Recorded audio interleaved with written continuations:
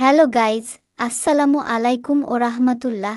আজকে আপনারা যে স্কিনের ভিডিওতে যে পণ্যটি দেখতে পাচ্ছেন, আমাদের সুপার শপের নিত্যনতুন কালেকশনের এ পণ্যগুলো ক্রয় করতে আমাদের স্ক্রিনের দেওয়া হোয়াটসঅ্যাপ এবং ইমো নাম্বারে যোগাযোগ করে অথবা মেসেঞ্জারে এসএমএসের মাধ্যমে ক্রয় করতে পারবেন।